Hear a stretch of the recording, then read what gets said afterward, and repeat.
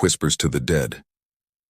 The twin suns of Helios cast long shadows across the field of honor, a vast memorial ground where thousands of crystalline markers stretched toward the crimson horizon. Each prism captured sunlight differently, refracting it into colors that danced across the otherwise barren landscape of this remote outpost world. Captain Lyra Voss moved between the markers with practiced steps, her Federation uniform crisp despite the dust that seemed to cling to everything on. This forsaken rock, 5 years of visiting this same spot, had taught her the exact path to take, the precise number of steps between the entrance and the marker that bore the name of Major Darius Kane. Unlike the other markers that shimmered with inner light, Darius's memorial remained dark, a request she'd made after the recovery team had returned with only his damaged combat gear and identification tags. No body to bury, no definitive proof of death beyond the catastrophic explosion that had consumed half a continent on Vega Prime. Lyra knelt before the obsidian prism, brushing away the fine reddish dust that had accumulated since her last visit, 3 months ago. The marker felt cool beneath her fingertips, a stark contrast to the heat beating down from above. "Hello, old friend," she whispered, her voice rough from the dry air. Reporting in, as usual, behind her, 50 meters back, Lieutenant Nolan Rhodes waited respectfully by their transport, providing her the privacy this annual ritual required. Unlike the others who had gradually stopped accompanying her on these pilgrimages, Rhodes understood the importance of remembering the fallen. He'd lost his entire squad on Centauri 4. Lyra placed her hand flat against the marker, feeling the etched letters of Darius's name beneath her palm. "The Orion campaign is going well. We've pushed the Sarish back to their homeworld.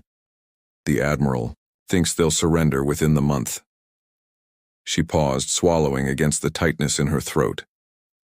"You'd have enjoyed seeing them retreat." The wind picked up, sending swirls of dust dancing between the markers, almost like spirits moving through the memorial grounds. Lyra shivered despite the heat. "I've been promoted again," she continued, speaking to the stone as if it could hear. "Command of the Valiant. My own destroyer class." She laughed softly, the sound hollow even to her own ears. "Remember how you always said I'd make Admiral before 40? Seems you might be right, even if you're not here to see it." She fell silent, watching the dust devils spin and dissipate across the memorial field. The real reason for her visit weighed heavily, a confession 5 years overdue. "I didn't come just for the annual report," Lyra said, her voice dropping to barely above a whisper. "I came because it's time I told you the truth." She glanced back toward Rhodes, confirming he remained at a distance. "About Vega Prime. About why you were really there." 50 meters away, Rhodes had turned his attention to the transport's diagnostic panel, giving her complete privacy. What neither of them noticed was the third figure, half concealed behind a cluster of memorial markers 30 meters to Lyra's right, a figure in a dust-colored cloak that rendered them nearly invisible against the barren landscape, watching with unnatural stillness. Operation Looking Glass wasn't just about intercepting Sarish communications, Lyra continued, unaware of her observer. That was the cover story. The real mission, your real mission, was to retrieve technology from an ancient civilization. Technology the Federation wanted badly enough to send their best operative in alone. Her fingers traced the date of death etched below Darius's name. "They told me it was simply too classified to share with the tactical team, that you'd volunteered knowing the risks." She closed her eyes. "I let you go. I signed off on the mission, parameters without questioning them." The wind died down, leaving an eerie stillness across the memorial grounds. "What I didn't know then," Lyra continued, "was that intelligence had already determined the site was unstable. They knew about the energy signatures, the probability of catastrophic failure if the artifacts were disturbed." Her voice hardened. "They sent you anyway, Darius, not because you were the best, but because you were expendable." In the silence that followed, the cloaked figure shifted position slightly, moving to another marker that provided a better view while maintaining concealment. "I found the risk assessment in Commander Wexler's files 6 months after you died.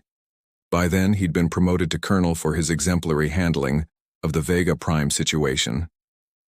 Lyra's hand clenched into a fist against the marker. I confronted him privately. He didn't even deny it. Just said that calculated sacrifices were necessary in wartime. She took a deep breath, steadying herself.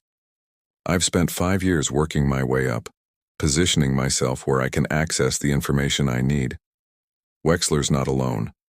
There's an entire faction within high command making these calculated sacrifices and getting rich from technology, acquisitions in the process. The figure froze, completely motionless now. Tomorrow I present my evidence to the Federation Council, Lyra said, resolution hardening her voice. Everything I've gathered on Wexler, Admiral Tanaka, and 6 other high-ranking officers. Communication logs, financial transfers, mission reports with falsified risk assessments. She pressed her forehead against the cool surface of the marker. I'm taking them down, Darius. For you. For all the others they've sacrificed. She didn't hear the soft footfall behind her, didn't notice the shadow gradually extending across the ground until it nearly touched her own. They'll try to stop me, of course, she continued, oblivious to the approaching figure. I've taken precautions, multiple data caches, dead man switches. If anything happens to me, the evidence still goes public. She straightened, squaring her shoulders as she prepared to leave. This will be my last visit for a while. Once this breaks open, I'll either be leading the investigation or... She didn't finish the thought. Either way, I wanted you to know the truth. That I'm finally making this right. As Lyra stood and turned to leave, she came face to face with the cloaked figure, now standing barely 2 meters away. Instinct took over. Her hand dropped to her sidearm, drawing it with practiced precision. The movement so fluid it seemed almost choreographed. Don't move, she commanded, her voice steady despite the surge of adrenaline. The figure raised empty, hands slowly showing no weapons. You always were quick on the draw, Lie. The voice struck her like a physical blow. Impossible, familiar, and altered all at once. Rougher than she remembered, with an accent she couldn't place but unmistakably. No, she whispered, her weapon wavering slightly. You're dead. The figure reached up with deliberate slowness and pulled back the hood of the cloak. Sunlight fell across features she knew better than her own, the strong jaw, the slight asymmetry, to his eyes, the scar that ran through his right eyebrow. But there were new marks too, a jagged line that traced from temple to chin, and eyes that held something cold and calculating that had never been there before. Not dead, said Major Darius, Kane looking remarkably solid for a ghost, just deep under cover. Lyra's training kept her weapon steady even as her mind reeled. Prove it, she demanded. Tell me something only Darius would know. A hint of the old smile touched his lips. Elysium Station, 3rd Maintenance Corridor. You sang Bellini while we waited for extraction. Said the acoustics were too good to waste. The memory hit her with perfect clarity. A mission gone sideways, the two of them hidden in the bowels of an abandoned station, waiting 18 hours for their pickup. No one else had been there, no one else could know. Darius, she breathed, lowering her weapon incrementally. How? Don't, he interrupted, his expression hardening. Not here. We're exposed. As if to emphasize his point, a distant alarm began to sound from the direction of the memorial's perimeter. Rhodes was suddenly sprinting toward them, his own. Weapon drawn. Captain, he shouted. Perimeter breach, multiple hostiles incoming. Darius's hand closed around Lyra's arm. They've found us sooner than I expected. We need to move now. They? Lyra asked, even as her tactical training kicked in, assessing escape routes and defensive positions. Wexler's death squad, Darius, replied grimly. They've been tracking me for weeks and now they've found you too. His eyes met hers and for a moment, she saw a flash of the man she'd known. I heard everything you said. About the evidence. About tomorrow. Rhodes reached. Them breathing hard. Captain, we've got at least 6 armed individuals breaching the North Quadrant. Federation tactical gear, but no identifiers. Darius Kane, Lyra said, making the introduction with surreal calm despite the circumstances. apparently not as dead as his personnel file indicates. Darius, Lieutenant Nolan Rhodes. Rhodes's eyes widened momentarily before his professional training reasserted itself. He nodded curtly. Sir, extraction plan? Transport's compromised, Darius said without hesitation. They'll have it targeted. We need to head for the memorial's maintenance tunnels. There's a secondary facility 2 kilometers east that might have functional communication equipment. Lyra met his concern with unwavering certainty. I'll be fine. Go. As Rhodes sprinted toward the transport, Darius led Lyra in the opposite direction, toward an unassuming maintenance access way partially hidden behind a cluster of memorial markers. 5 years, Darius, Lyra said as they moved, her voice tight with controlled emotion. 5 years of mourning you, of blaming myself. I know. His voice was flat, emotionless, and I would have stayed dead if they hadn't discovered what you were doing. The hatch to the maintenance tunnels yielded to Darius's touch, sliding open to reveal a dimly lit passageway. How much do you know about Wexler's operation? He asked as they descended into the tunnel, the hatch sealing behind them. Enough to destroy him, Lyra replied, but not enough to understand why you're still alive, or why you let me believe you were dead all this time. Darius checked the tunnel in both directions before answering. Because the conspiracy goes deeper than you realize, Ly. Much deeper. His eyes met hers, and she saw genuine regret there. And because the truth about what I found on Vega Prime would have put you in the same danger I've been living with for 5 years. In the distance, they heard the muffled sound of weapons fire, followed by the roar of engines, Rhodes creating his diversion. We need to move, Darius said, already heading deeper into the tunnels. I'll explain everything once we're secure. Lyra followed, her mind racing with questions, her heart torn between rage and relief. 5 years of grief and guilt, shattered in an instant by the appearance of a ghost who had stood silently by, listening, as she finally spoke her truth at his grave. Ghosts of the past, the maintenance tunnels beneath the Field of Honor, ran like arteries through the bedrock of Helios, remnants of the mining operation that had preceded the memorial's construction. Emergency lighting cast everything in a sickly blue glow, transforming Darius's scarred face into something almost alien as he led Lyra deeper into the labyrinth. This way, he said, navigating a junction with the confidence of someone who had mapped these passages extensively. There's a communication relay station half a kilometer ahead. Lyra kept pace easily, her mind still processing the shock of his resurrection. You've been watching me, she said. It wasn't a question. Not just today, Darius admitted. 3 visits now. I needed to be certain. Certain of what? The anger she'd been suppressing began to surface. That I was properly devastated by your death? That I was keeping your memory alive with my little pilgrimages? Darius stopped so abruptly that Lyra nearly collided with him.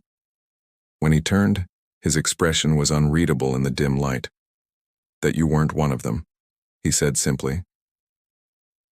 The accusation hit her like a physical blow. You thought I might be working with Wexler, with the people who sent you to die? I didn't know what to think, Darius replied, his voice tight. When I regained consciousness after Vega Prime, I was in a Federation black site medical facility. The kind that doesn't officially exist. He resumed walking, forcing Lyra to follow. My first visitor was Wexler, congratulating me on surviving a mission he'd never expected me to return from. They reached a heavy security door, its control panel dark with disuse. Darius removed a small device from within his cloak and pressed it against the panel. The door slid open with a reluctant groan. Wexler made me an offer. Darius continued as they entered what had once been a communications hub. Join their inner circle, help them acquire more artifacts like the one I'd found on Vega Prime. In return, I'd be richly rewarded. His laugh was hollow.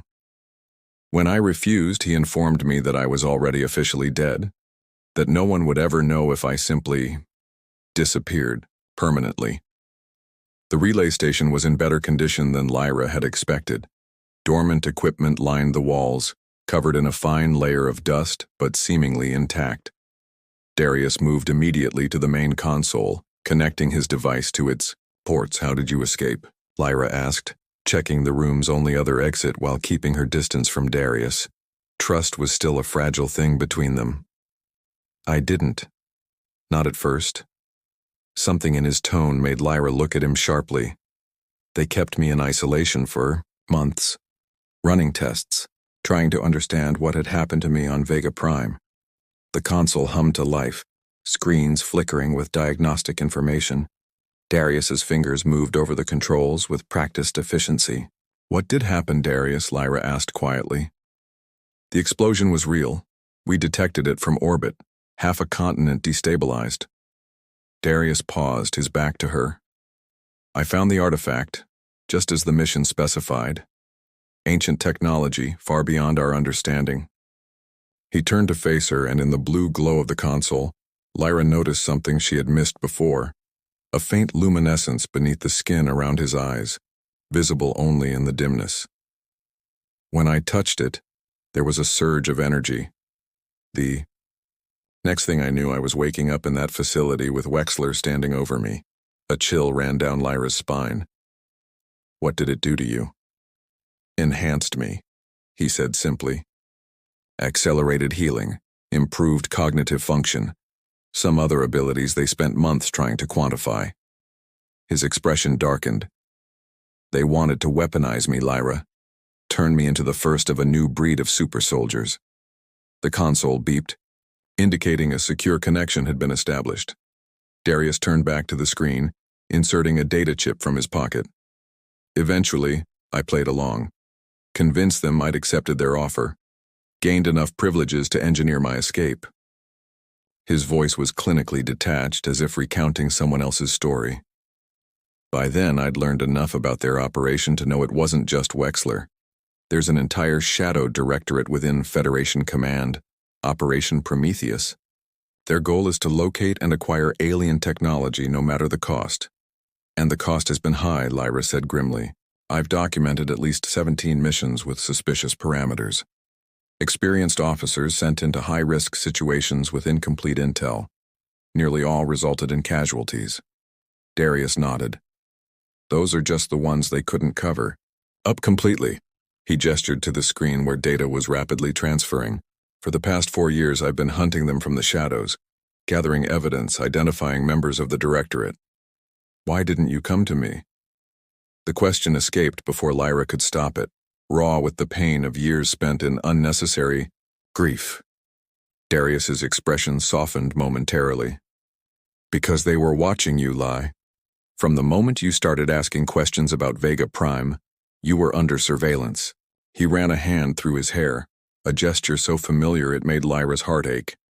"I couldn't risk it, not until I had enough evidence to bring down the entire operation."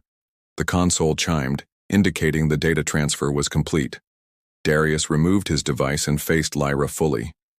"But you found your own way to them," he said, something like pride flickering in his eyes. "Gathered your own evidence, planned your own strike." "Tomorrow's council meeting," Lyra confirmed.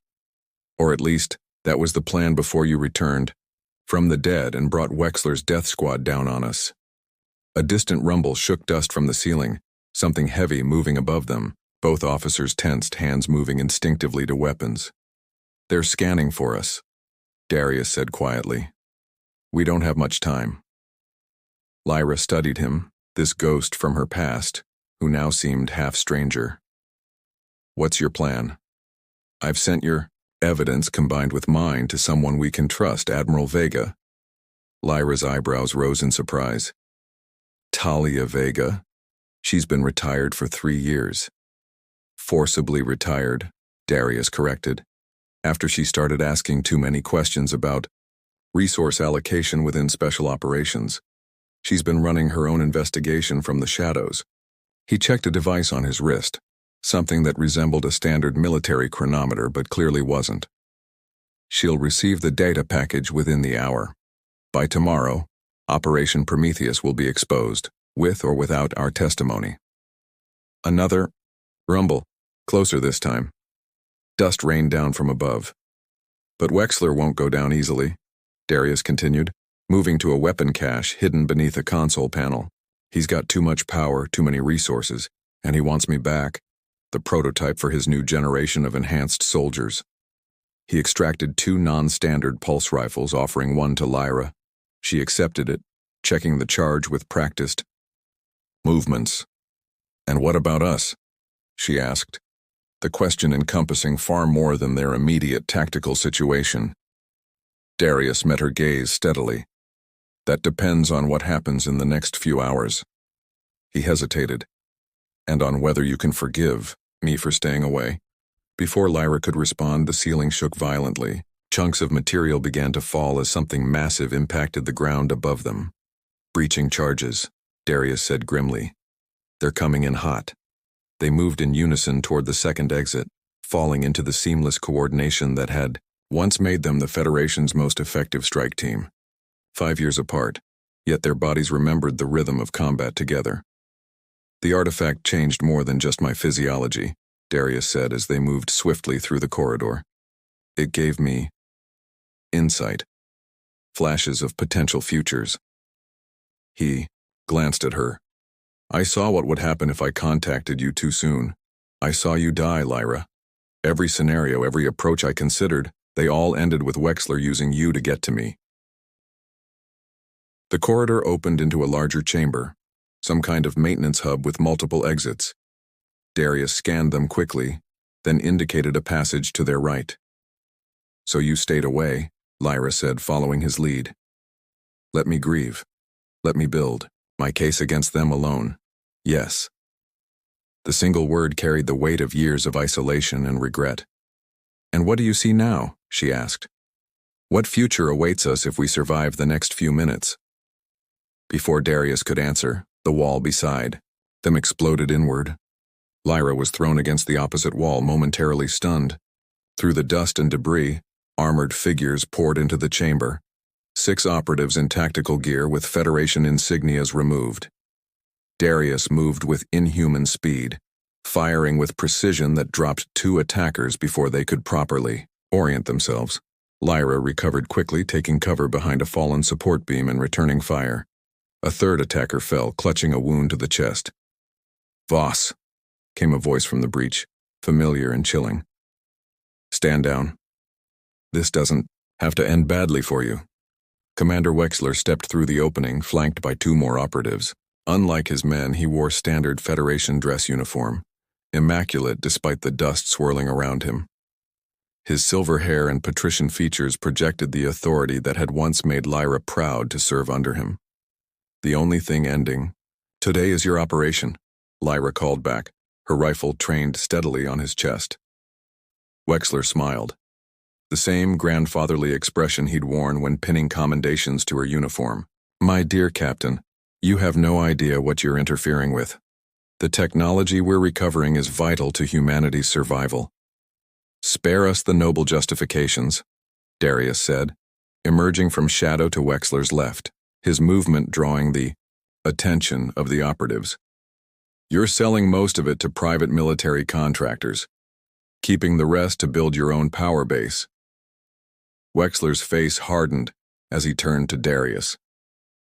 "Major Kane, you continue to be a disappointment. So much potential, wasted on outdated notions of honor. Is that what you told the families of the officers you sent to die?" Lyra asked, using the distraction to shift position, establishing a crossfire with Darius. "That their sacrifices were necessary for humanity's survival?" "Wars require sacrifice," Wexler replied coldly. "The Sarish are just the beginning. There are threats beyond our borders that would annihilate humanity without a second thought. We need every advantage we can get." "And you appointed yourself the arbiter of who lives and who dies," Darius said, his aim unwavering. "Playing God with other people's lives while you sit safe in your command center?" A slight movement from one of Wexler's operatives caught Lyra's attention, the subtle adjustment of a weapon being brought to bear on Darius. Without hesitation, she fired, dropping the man with a shot to the shoulder. The chamber erupted into chaos. The remaining operative opened fire, forcing Lyra back into cover. Darius moved with that uncanny speed again, closing the distance to Wexler in seconds. The commander drew his own sidearm, but Darius knocked it away, driving Wexler against the wall. "It's over," Darius said, his rifle pressed to Wexler's chest. "The evidence is already transmitted. By tomorrow, the entire Federation will know what you've done." Wexler's composure never wavered.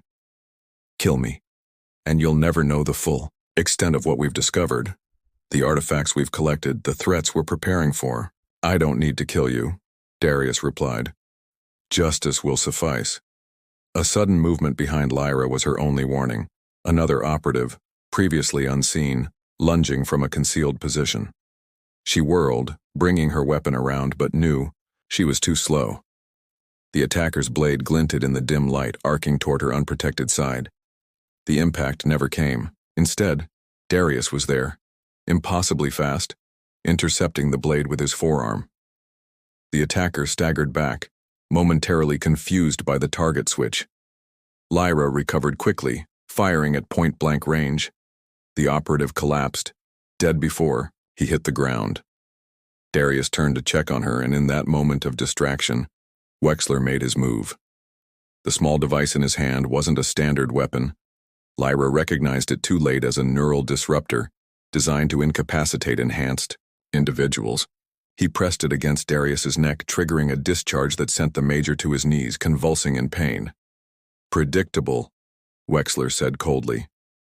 "Your enhancements make you formidable, Kane, but your human attachments make you weak." Lyra's rifle came up, but Wexler was already using Darius as a shield. The disruptor pressed firmly against his neck. "Lower your weapon, Captain," Wexler commanded, "or I'll fry what's left of his human brain." Darius's eyes met Lyra's, and despite his pain, she saw his intention clearly. They had always been able to communicate without words in the field. His slight nod was all she needed. "I've spent 5 years mourning him," Lyra said, her rifle unwavering. "I can do it again if necessary." Confusion flickered across Wexler's face, just enough hesitation for Darius to act. Despite the neural disruptor still sending waves of agony through his system, he drove his elbow back into Wexler's solar plexus with enhanced strength. The commander stumbled, his grip on the device faltering. Lyra didn't waste the opening. Her shot took Wexler in the shoulder, spinning him away from Darius and sending the neural disruptor clattering across the floor. Before the commander could recover, Darius was on his feet, securing him with restraints pulled from within his cloak. "Like I said," Darius told the defeated commander, "justice will suffice." In the silence that followed, Lyra approached slowly, her weapon lowered but still ready. "You knew he had the disruptor," she said, studying Darius with new understanding. "You saw it?" Darius nodded, the luminescence around his eyes briefly intensifying. "One of many possible outcomes. This one," he glanced at her, "had the highest probability of both of us surviving." Lyra's communication device chimed. A signal from Rhodes. "Captain," came the lieutenant's voice. "Federation security forces are inbound. Admiral Vega's authorization. ETA 3 minutes. "Acknowledged," Lyra replied, never taking her eyes off Darius. "We have Commander Wexler in custody. Advise security to prepare for prisoner transport." She ended the transmission, and for a moment, they simply looked at each other across 5 years of separation, grief, and secrets. "What happens now?" Lyra asked finally. "To you? To us?" Darius's expression softened. "That's one future I can't clearly see." He stepped closer, close enough that she could see the humanity still present behind his enhanced eyes. "But I'm done. Hiding in shadows lie. Whatever comes next, I want to face it in the light."